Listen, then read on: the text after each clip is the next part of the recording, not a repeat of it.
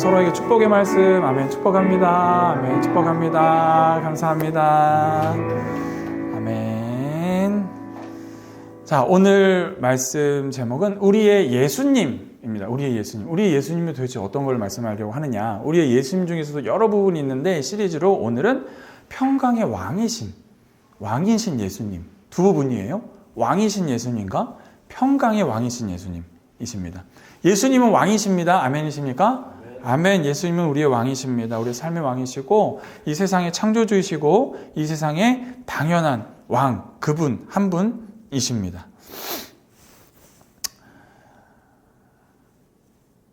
예수님께서는 또한 평강의 왕이시기도 합니다. 예수님께서 사역하시면서 여기 나왔어요? 원고를 보여드리려는 건 아니었는데 이렇게 와야 돼요. 이렇게 와야 됩니다. 제가 오길 잘했네요. 그렇게 눌렀는데 안 나오길래. 자, 예수님께서는 평강의 왕이신데 보세요. 오늘은 아주 특별한 시편이에요. 110편인데 시편은 뭐 5편하고 좋죠. 하나님께서 우리의 주신 시와 기도를 모아놓은 책입니다. 그죠? 그건 잘 아시죠? 오늘은 110편을 통해서 하나님이 우리를 얼마나 사랑하시는지, 그리고 예수님이 우리의 왕이자 또 우리의 아주 친한 친구이시자 아버지 하나님이시라는 것을 배우게 될 겁니다. 하나님께서 예수님을 왕으로 세우셨습니다. 우리가 이미 아멘으로 고백했습니다. 첫 절에 내 주에게라고 하신 그 말씀이 바로 그 말씀입니다. 예수님을 왕으로 세우셨다는 얘기예요. 왕은 우리가 잘 알아요. 나라를 지키는 사람이고 또 외국과 전쟁이 일어나면 그 전쟁을 지휘하고 주도하고 모든 자원을 준비해서 싸울 군사들에게 배분하시는 분입니다. 그리고 그렇게 예수님은 우리를 지키고 사랑하세요. 이 하나님의 나라가 통치된 하나님의 주권과 하나님의 임재하심과 하나님의 말씀의 원리대로 돌아가는 이 세상 안에서 그 왕이신 예수님께서 우리에게 그런 자원들을 주신다고요. 싸울 힘이 없을 땐 싸울 힘을 주시고, 기도의 힘이 필요할 땐 기도의 힘으로 주시고, 또 여러 가지 자원이 필요할 땐 자원을 더해 주시고, 그러려면 그 군사가 사실 준비된 군사이어야 합니다. 준비됐다는 말은 싸울 준비를 잘했다는 얘기랑은 좀 다른 이야기예요. 칼질을 잘하거나, 그죠? 방패를 잘하거나, 운동을 잘하거나 이거와는 별개로 군사가 가장 먼저 준비되어야 될 건 뭔지 아세요? 바로 마음입니다. 마음. 내가 이 전쟁이 내 전쟁이다 라고 생각을 해야 돼요. 네. 남의 전쟁의 직원처럼, 어느 한 회사의 직원처럼 퇴근 시간만 기다리는 군사가 돼서는 그 전쟁에 싸울 군사로 싸울 수가 없습니다.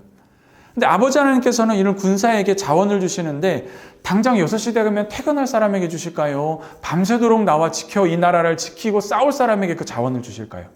당연히 후자죠. 그렇기 때문에 이 군사에게는 마음 준비가 중요하다라는 말씀입니다. 사실 주님께서도 이것을 위해서 우리에게 말씀으로 위로해 주시고 힘들 때 외로울 때 우리의 곁에서 항상 계시는 겁니다.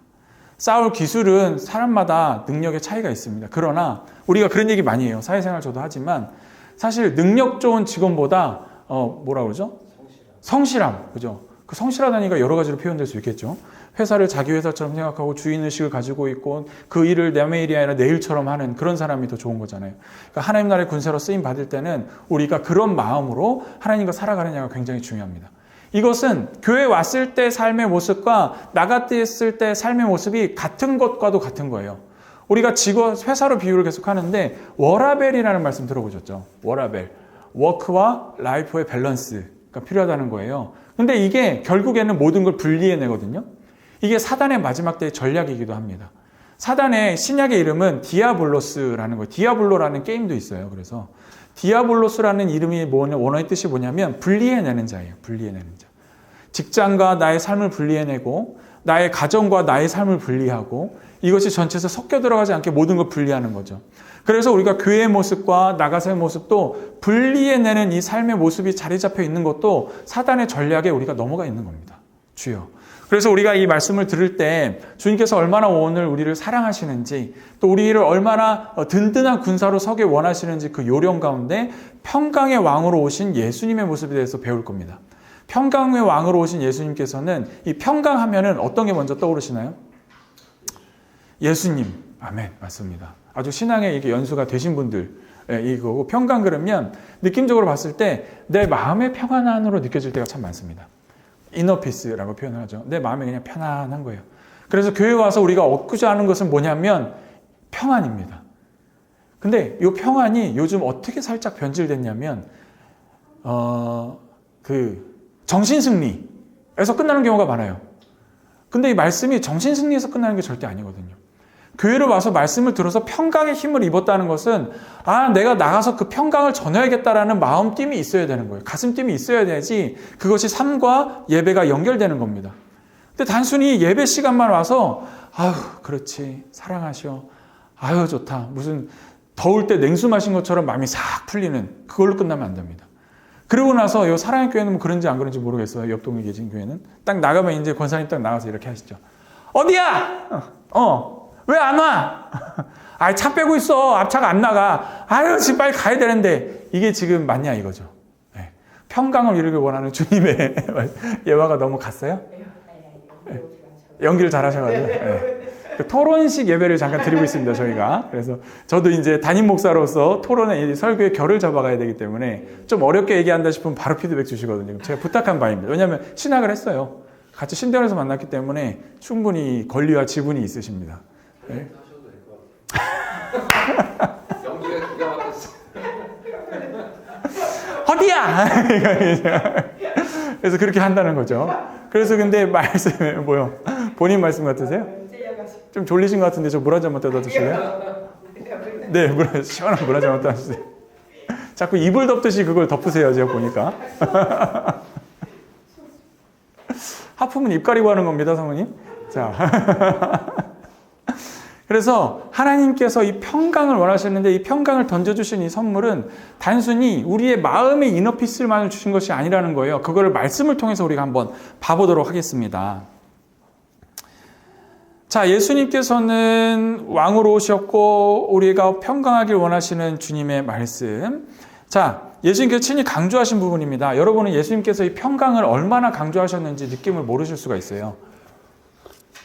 무슨 말씀이냐면 예수님께서 항상 무슨 사역을 하실 때나 또는 인사를 하시거나 어느 가정에 들어가시거나 어느 집을 방문할 때 평안할지어다 라고 말씀을 하십니다. 근데 이게 그 마음에 그 가정에 우리가 알듯이 그냥 누가 예수님이 신방 오시는 것처럼 평안이 그냥 이렇게 따뜻하게 감싸는 그 수준이 아니라는 겁니다. 예수님께서 평안할지어다 라고 말씀을 선포하셨을 때는 혼자 개인의 마음의 평안뿐 아니라 관계 가운데 평안이에요. 관계 가운데. 그래서 이 가정을 통하여 모든 사람들이 평안이 흘러가기를 원하시는 주님의 엄청난 하늘의 평안의 복이 그 가운데 폭탄처럼 떨어진 겁니다. 그래서 그 마음의 평안뿐만 아니라 그 마음의 평안의 힘이 흘러넘쳐서 가족 간에도 그 가정을 통해서 다른 사람과 관계하는 쪽에도 평강이 흘러넘치는 거예요. 이게 바로 빛과 소금의 역할을 하는 그 감당하게 되는 그 가정의 복인 것이죠. 예수님이 단지 신방하시듯이 한 집에 가서 그냥 평안할지어다 평안하세요 이렇게 하고 끝나면은 예수님이 이 땅에 오신 그 규모와 역사와 힘과 파워를 간과하는 겁니다. 이 땅을 지으신 하나님께서 이 땅에 내려오셔서 친히 성육신 하시고 사람의 몸을 입고 오셔서 겪지도 않아야 될 갈등을 겪으셨고요. 겪지도 않아도 되실 불평안을 겪으셨고요. 그리고 전쟁과 같은 그런 비난 속과 그 사람들의 굉장히 그 욕심이 묻어있는 그 비난, 사람을 잡아 죽이기까지 십자가에 달려 돌아가시기까지 한 그 굉장히 첨예하고 밑바닥까지 있는 평강이 깨진 상태의 사람들 사이에서 그 고난을 겪으신 거예요. 근데 주님께서 그것을 모르셨나? 그렇지 않죠. 그래서 예수님께서는 어느 집에 들어가시거나 누군가 평강을 선물하실 때는 그 사회 전체에, 온 인류 전체에, 그때부터 이 다시 오실 주님이 오실 때까지의 평강의 힘을, 파워의 힘에 그것을 던져주신 겁니다. 아멘이십니까? 그렇기 때문에 주님께서 말씀하시는 평강이라는 것은 바로 왕의 지위에서 말씀하는 평강이에요. 근데 왕의 지위도 우리가 단순히 한 나라의 왕이 아니라 어떻다고요? 이 세상을 창조하신, 이 세상을 다스리시는 그 왕의 지위로 평강을 선포하시는 겁니다. 이 평강은 굉장히 큰 규모의 말씀이다라는 거예요. 성경에서 말하는 왕은 주님은 모든 나라와 민족과 언어와 세대를 아우르시고 통치하시는 절대적인 권능을 가지신 왕이십니다. 아멘이십니까? 지금의 왕은요, 한 나라의 문화권, 말하자면 좀 더 표현하자면 그 나라의 언어가 미치는 영향권에만 권위를 행사해요. 미국이 권위가 세잖아요. 트럼프가 세고. 근데 그의 문화권은 결국 영어가 미쳐서 사용될 만한 나라의 권세를 휘두르는 권력입니다. 그래서 주님의 근데 이 권력과 왕의 통치권은 언어를 뛰어넘습니다. 언어는 문화를 표현하거든요. 언어를 또 뛰어넘어요. 그리고 세대를 뛰어넘습니다. 절대적인 권능의 왕이십니다. 그래서 이 주님의 말씀이, 이 평강의 힘은 어디나 미칠 수 있습니다. 이 말씀을 좀 더 자세히 제 경험 안에서 말씀을 드리면, 이 평강은요, 믿으나 믿지 않으나 타종교나 예수님을, 심지어 이 기독교를 싫어하는 사람께도 이 평강의 힘은 미칩니다. 제가 그걸 경험했거든요. 절 다니시는 분이랑 같이 이렇게 식사를 한 적이 한 번 있습니다. 유치원 원장님이셨는데 그분이 불심이 깊으세요. 제가 이제 목사라는 걸 아니까 계속 이야기하면서도 뭐 절에 갔던 이야기, 본인 남편이 좀 일찍 돌아가시고 이제 퇴직할 때가 되셨는데 남편 돌아갔을 때 뭐 절에서 어떻게 와서 공을 들여서 장례를 치렀던 이야기 막 그런 거를 안 물어봤는데 의식적으로 이야기하세요. 그러니까 종교적으로 계속 부침이 있으셨나 봐요. 제가 목사라는 사실 때문에. 근데 식사를 하려고 이렇게 있는데 그분이 이제 나이가 훨씬 많으시니까 식사를 사주시는 거죠. 사업차인데 만난 거였는데. 그분이 제가 밥 먹으려고 이렇게 기도를 하고 눈을 떴는데 밥을 안 먹고 기다리시는 거예요. 그래서 원장님 왜 안 드세요? 그랬더니 그래도 목사님이랑 식사하는데 기도 한번 해주세요. 이렇게 얘기를 하시는 거예요. 불심이 그렇게 깊으신 분이. 그게 바로 예수님이 말씀하신 평강과 평안의 힘입니다. 그 사람들이 얻고자 하는 것은 종교성이 있는 사람이면 이 그리스도 기독교의 안에 있는 평강과 평안의 힘을 아는 거죠.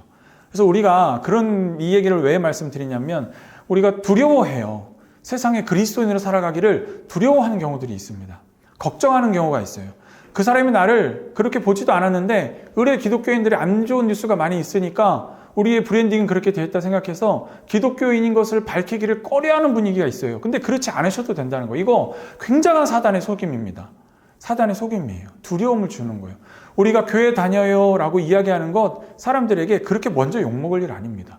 굉장히 좋은 인상으로 비칠 수 있고요.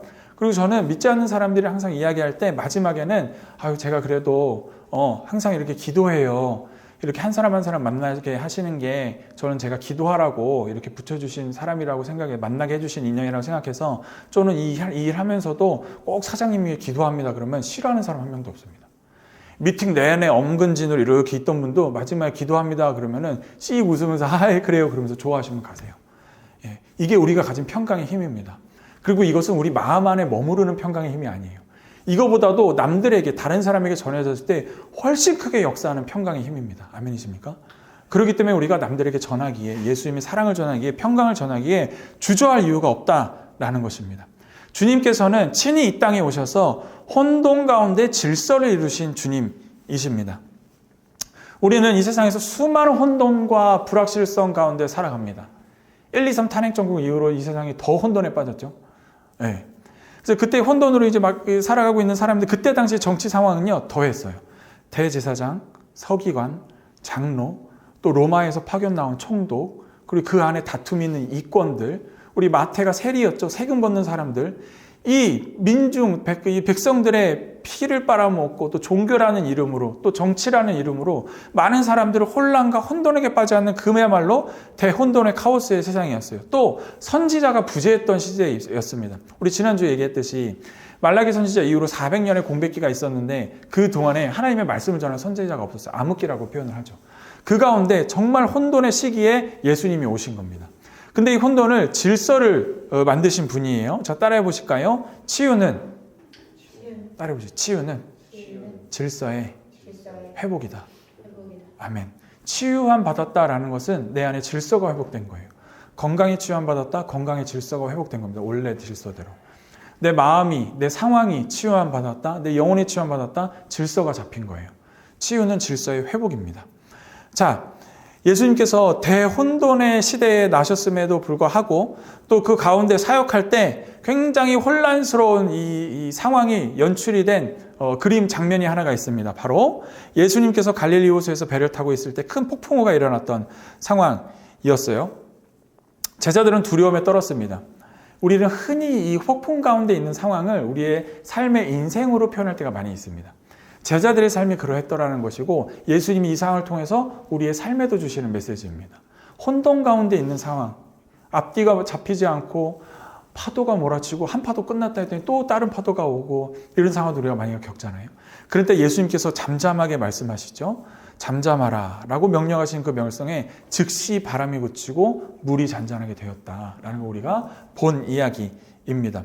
이 사건은 혼돈과 두려움 속에 있을지라도 주님께 의탁하여 주님의 입술로 주님의 말씀으로, 주님의 입술이라는 것은 주님의 말씀입니다.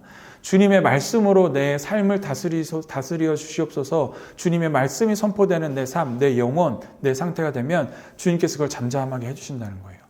상황은 폭풍이었지만 주님의 명령으로 잠잠합니다.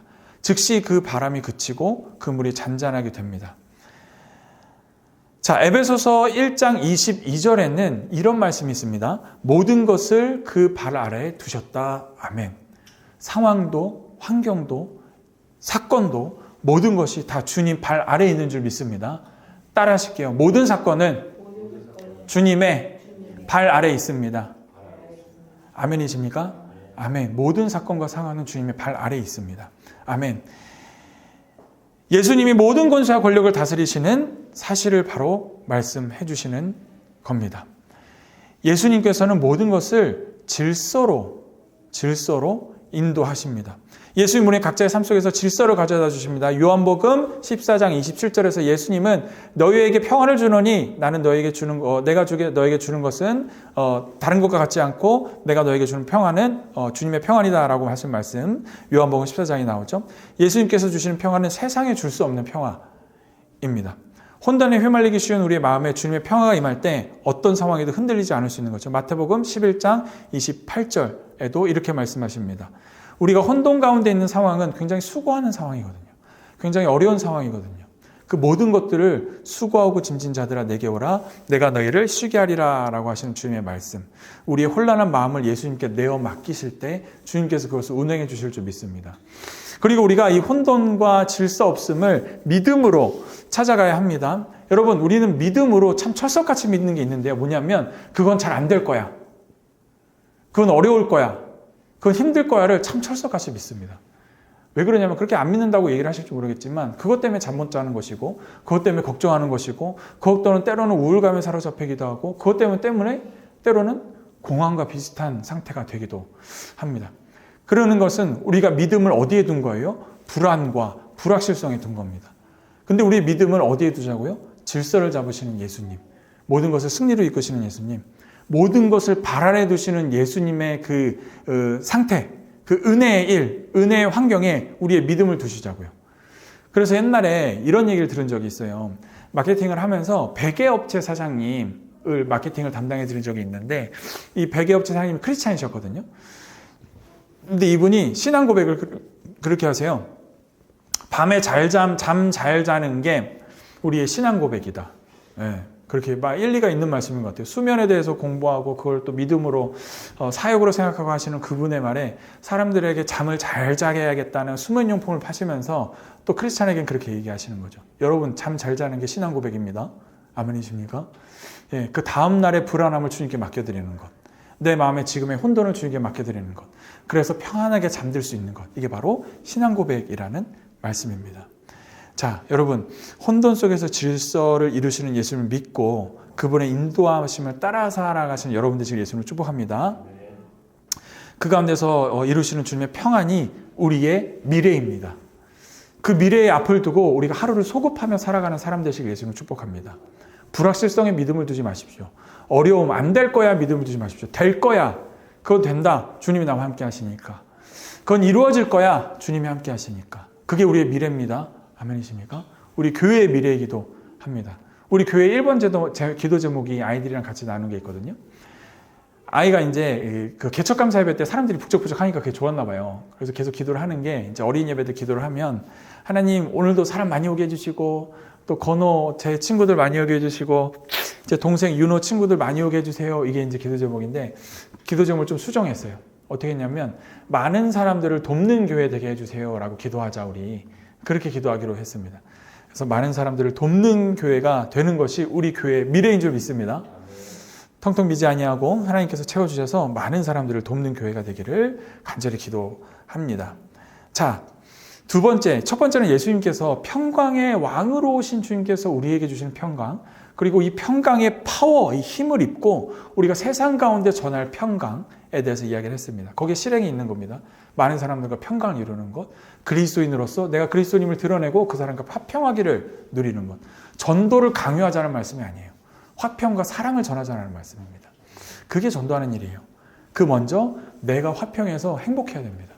내 마음이 평안해서 잠을 잘 잘 수 있어야 됩니다. 그래야 다른 사람에게 그 화평과 평강이 흘러가는 줄 믿습니다. 많은 사람들과 화평을 이루십시오. 평강을 이루십시오. 그럼 그 가운데 역사하시는 주님을 발견하시게 될 겁니다. 자, 주님께서는 모든 갈등 속에서도 평화를 이루십니다. 예수님과 갈등, 이 땅에 오셔서 정말 많은 갈등을 직면하셨습니다. 예수님께서는요. 심지어는 제자들과도 갈등하셨어요. 누가 첫째니까, 또는 오병이어 사건에서도 너희가 먹이라 했더니 주님 저희는 이것밖에 없습니다. 논쟁하고 논의하셨죠. 그렇게 데리고 다니시면서 기적을 보여주고 하셨는데도 갈등하셨어요. 쉽게 말하면 믿는 사람들한테 계속 통수 맞으신 거예요. 그게 얼마나 큰 갈등입니까? 우리가 살면서 사람과의 갈등 중에. 회사 생활이 하는데 사회생활 하는 게 우리가 일이 힘들어서 힘들어요? 사람 때문에 힘들어서 힘들어요? 사람 때문에 힘들어서 힘들어요. 근데 예수님께서는 정말 저도 담임 목사 돼 보니까 이 느낌이 다릅니다. 부목사일 때는 뭐 그래도 맘 편하게 갔거든요. 근데 담임 목사 되니까 담임 목사 김민기 이게 조금 부담이 다가오는 거죠. 근데 지금 그래서 우리가 예배를 편하게 좀 드리고 있는 이 시간을 보내고 있지만 이 담임 목사 이것도 부담스러운데 예수님께서 겪으셨던 그 온 세상 인류의 아픔과 고통을 감당하시고 내가 이들을 구원하려고 오신 그 부담감 속에서 삶으로 오셔서 인생으로 오셔서 많은 갈등을 겪으셨다라는 거예요. 제자들과의 갈등 말씀드렸고 바리새인들, 이게 말이 바리새인들이지 그 당시 장관들이에요. 장관들. 제가 한 나라에 한 사람이 좀 인기를 얻은 사람이라고 했으니 이 장관들이랑 대립하고 법무부 장관 이런 사람들이랑 하려면 얼마나 이렇게 사람 말로 쪼리겠습니까?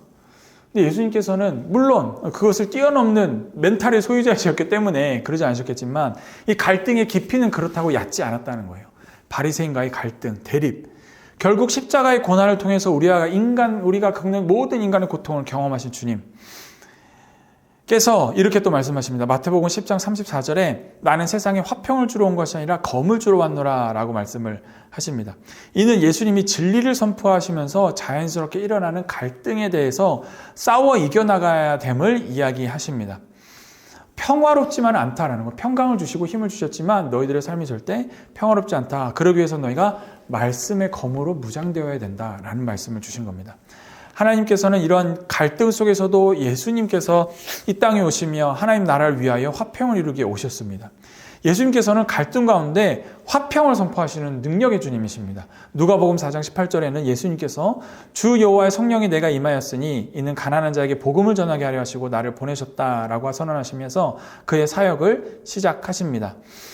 예수님은 복음을 통해 이 갈등 가운데 있는 아까 많은 사람들 권력과의 갈등이 아니라 인생 가운데 갈등에 깊이 빠져 있는 사람들, 소외된 자, 상처받은 자, 갈등의 중심에 있는 사람들에게 화평을 선포하신 겁니다. 용서와 사랑의 메시지를 통해 하나님께로 인도하셨고 이로 인해 화평케 하는 자는 복이 있다 라고 말씀하시며 무슨 말씀하시면 저희가 하나님의 아들이라 일컬음을 받을 것이며 라고 이야기를 하십니다. 여러분 주님께서 전하시는 화평은 주님의 말씀으로 전해집니까? 그 말씀을 들은 사람으로부터 전해집니까? 후자죠. 그게 바로 누굽니까? 우리입니다. 예수님께서 전하셨던 그 화평의 말씀, 평강의 말씀을 우리가 전해야 되는 거예요. 갈등 가운데 있는 가운데 우리가 화평을 전하는 것도 주님의 은혜입니다. 이 세상에 심화된 갈등이 참 많이 있습니다. 여기서 실행 두 번째, 두둥. 아까 첫 번째는 많은 사람과 빛과 소금의 역할을 하는 것이었어요. 내가 일상에서 만나는 사람들과 화평을 전하고 평강을 전하는 일, 그리스도임을 드러내는 것을 두려워하지 않는 일. 이게 우리 첫 번째 미션이었어요. 두 번째, 두둥. 갈등 있는 곳에 우리가 화평을 전할 의무가 있는 사람들입니다. 싸우는 곳, 갈등을 일으키는 곳, 어지러움이 있는 곳, 어려운 곳이 있는 것은 많은 사람들 가운데 싸움과 다툼이 있는 것이고 또 하나의 오늘의 갈등으로 표현하는 것은 소외된 이웃, 어려움 당한 이웃을 이야기합니다. 그들에게 우리가 사랑과 화평의 말을 전하여서 비록 물질로 많이 도와줄 수는 없지만 그 마음을 위로하고 주님의 사랑을 전하는 것, 그것이 바로 우리가 할 수 있는 것입니다. 그래서 마태복음 5장 9절에 말씀하시는 것이 뭐냐면 화평케 하는 자는 복이 있나니 저희가 하나님의 아들임을 일컬음 받을 것이요라고 하시는 그 말씀은 뭐냐면 하나님께서 그들에게 하시는 말씀이 아니에요. 화평케 하는 자는 복이 있는데 어떤 복이 있냐면 많은 사람들의 평판이 그 사람은 화평케 하는 하나님의 아들이구나 라고 본다라는 것이에요. 아멘이십니까? 깨달으신 분 아멘? 우리가 화평을 전하고 평화를 전하면 주님께서 인정해 주는 것과 더불어서 이 세상에 지어진 주님의 원리는 어떤 거냐면 우리가 화평을 전하면 많은 사람들로부터 저가 하나님의 사람이구나 라고 일컬음을 받는다라는 것입니다. 주님의 말씀은 원리입니다. 아멘. 추구해야 될 방향이나 철학이나 이렇게 하면 이렇게 될 겁니다 라고 단순히 비춰주는 것이 아니에요. 이건 하나님께서 규정 지어주신 원리입니다. 원리는 변하지 않아요. 물이 위에서 아래로 흐르는 것 변하지 않습니다. 나이가 들면 시간이 지나면 나이가 먹는 것 변하지 않습니다. 원리이기 때문에 그래요. 우리가 화평을 전하면 많은 사람들의 평판이 하나님의 아들이구나 일컬음 받게 되는 것 원리입니다. 우리가 하나님의 말씀으로 화평을 전하시는 저와 여러분 되시길 예수님으로 축복합니다. 아멘. 이 화평을 실행하시면서 평강의 왕으로 오신, 화평의 왕으로 오신 주님의 은혜를 누리시며 전하시며 사는 저와 여러분 되시기를 예수님으로 축복합니다. 마지막 세 번째는 원수들 가운데 샬롬을 이루신 주님입니다. 하나님께서는 온 세상을 사랑하신 인류의 사랑의 표본이십니다. 따라하시겠습니다. 원수를 사랑하라. 원수를 사랑하라라는 그 말씀대로 우리가 사는 것이 바로 우리의 삶에 주님께서 주신 목적인 줄 믿습니다. 자, 우리 교회는 좀 특별하게 하는 것이 더 있습니다. 말씀을 끝나고 나면요, 잠시 우리의 기도 제목을 점검하는 시간을 가져요. 저는 이거를 와스파이라고 프로그램을 만들었습니다.